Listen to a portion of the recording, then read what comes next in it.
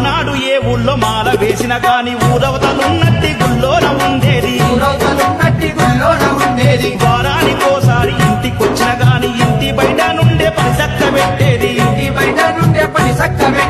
అమ్మాయ్య వచ్చి పలకరించిన గాని స్వామి అంటూ అడుగు దూరం ఉండేది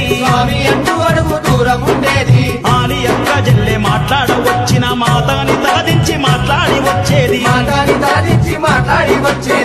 మాల ఉందన్న భయమేమి లేదు తల్లిదండ్రుల మర్యాద లేదు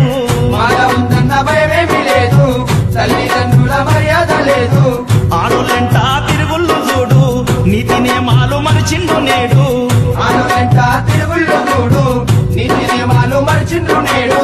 సంసారమే చేసిన ఇంట్లోన సన్నిధానం పెట్టి ఉంటుండ్రు సాములు ఎనకటి స్వాముల దీక్షలు